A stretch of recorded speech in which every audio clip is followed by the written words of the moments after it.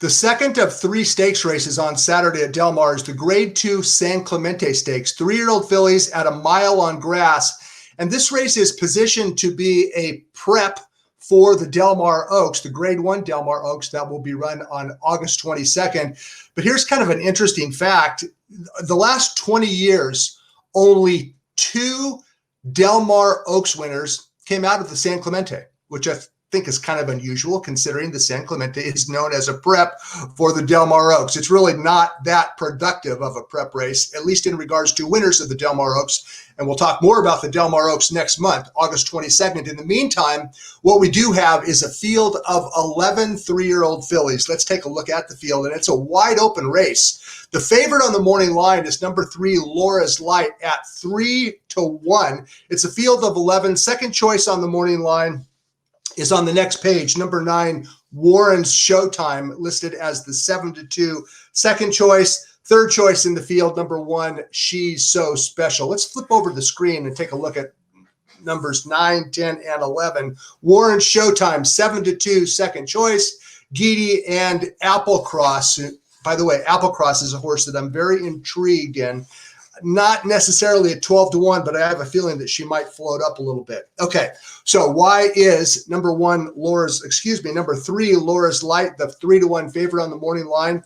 Well, because she's a very good filly, and she's won 4 out of 6. She was purchased privately by owner Gary Barber following her career debut victory at Golden Gate Fields, and it turned out to be one heck of a purchase by Barber. This is a daughter of Constitution, Laura's Light is, and she has taken her game to a new level since maturing and under the care of trainer Peter Miller. And her most recent start was quite impressive because Laura's Light was racing 1 1/8 in the Honeymoon Stakes, and that is a distance that she is not perhaps at her best at. But Laura's Light won the race anyway. She takes the lead, turning for home. She kicks away. This filly refuses to get beat. The margin will end up being only a neck as Stella Star and Crocovo come at her late. But Laura's Light dug in through the lane, going 1 1/8. Even trainer Peter Miller acknowledges that distance is beyond her preference.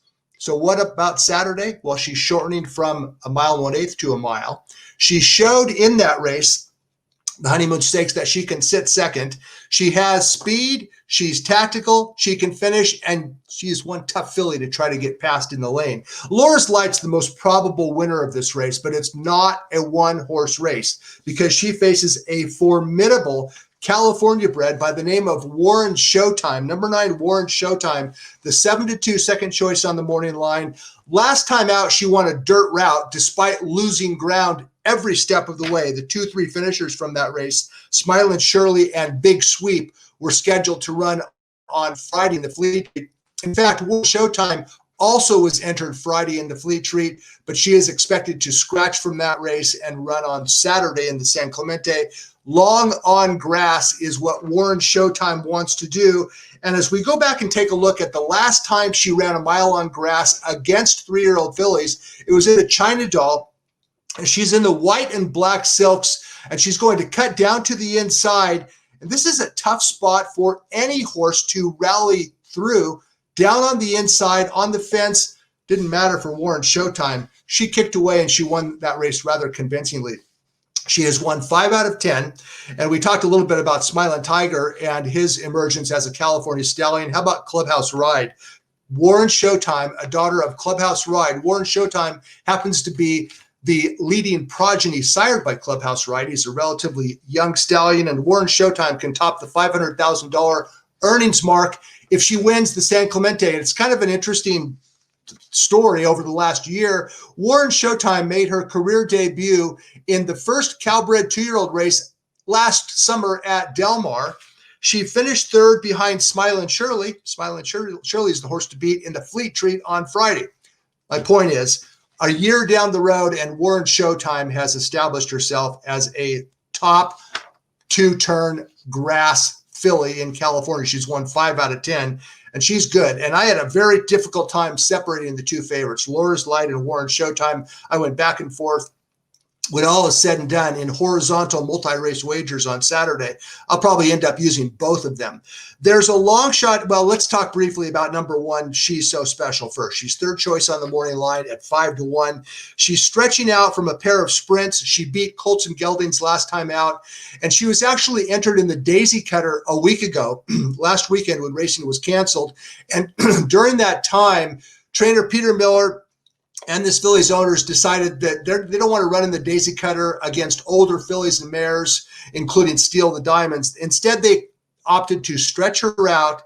And this race, the San Clemente, is being used to prep She's So Special for a $400,000 race at 6.5 furlongs in a few weeks at Kentucky Downs. So Miller's thinking was it would be easier to cut back She's So Special from a mile to 6.5, as opposed to go from 5/8 in the Daisy Cutter out to 6.5. Anyway, that's the thinking behind She's So Special. I think she's kind of up against it at 1 mile, but she's got Pratt. Her numbers are good. She's tactical. She's drawn inside. It wouldn't be a total stunner. I just think that the distance probably does not benefit She's So Special. Okay, I want to talk briefly about a long shot that's 12-1 and is trained by Richard Baltus, and it's number 11, Applecross. By the way, Baltus has 2 in the field. He also trains number 7, Little Bird, who is 15-1 and coming in off a 4.5-month layoff. But Applecross is making her first start of the year. She was actually in a entry-level allowance race on opening weekend, did not draw in from the also eligible list, but Applecross has been very well regarded ever since she arrived from Europe, and she ran exceptionally well in her U.S. debut, finishing 3rd in the Juvenile Turf Stakes last September at Del Mar.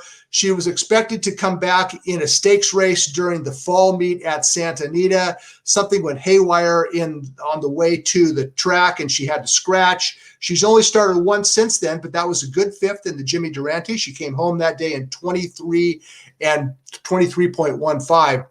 Applecross making her first start since November. For trainer Richard Baltus, whose comebackers typically or often run out of their mind, and Applecross off a 3rd and a 5th in her 2 U.S. starts, I'm hoping that she falls through the cracks in the betting, and maybe we can get her to hit the exacta or even the trifecta. I think Applecross is a live long shot in the San Clemente. Okay, a real quick word about every starter in the field. We talked about She's So Special. The distance is not her best distance. Number 2, Lazy Daisy, appears to be off form. Laura's Light, she's the horse to beat. She's the 3-1 favorite. I think that she should win, but Warren Showtime is formidable as well. Over Attracted ran well in her U.S. debut. She finished 2nd in an allowance race. Her final quarter mile was 24-3. That's not going to get it done in the San Clemente.